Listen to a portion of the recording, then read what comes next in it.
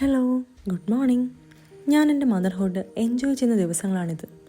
എൻ്റെ അമ്മ എപ്പോഴും പറയാറുള്ളൊരു കാര്യമാണ്, ഈ ലോകത്തിൽ ഏറ്റവും പ്രയാസമേറിയതും എന്നാൽ അതേസമയം ഏറ്റവും സന്തോഷം തരുന്ന ഒരു കാര്യമാണ് കുഞ്ഞുങ്ങളെ നോക്കുക എന്നത്. ഇപ്പോൾ ഞാനത് ശരിക്കും മനസ്സിലാക്കുന്നുണ്ട് കേട്ടോ. അവൻ്റെ മുഖത്തൊരു ചിരി കാണുമ്പോൾ എന്ത് വിഷമം ഉണ്ടെങ്കിലും അതങ്ങ് മാറും. ഞാനിതൊന്നുമല്ല പറയാൻ വന്നത്.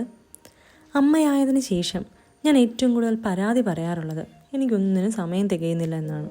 അതേസമയം റിഗ്രറ്റ് തോന്നാറുമുണ്ട്. കാരണം മുൻപ് ഒരുപാട് സമയം വെറുതെ വേസ്റ്റാക്കി കളഞ്ഞു. ആ സമയത്ത് എന്തെല്ലാം കാര്യങ്ങൾ ചെയ്യാമായിരുന്നു. നമ്മൾ സമയം എങ്ങനെ ഉപയോഗിക്കുന്നു എന്നതിനെ ആശ്രയിച്ചിരിക്കും നമ്മുടെ ജീവിതത്തിലെ വിജയവും പരാജയവും. സമയം കൃത്യമായി ഉപയോഗിക്കുന്നവർക്ക് കൂടുതൽ കാര്യങ്ങൾ ചെയ്യാനും ജീവിതത്തിൽ മുന്നോട്ട് പോകാനും കഴിയും.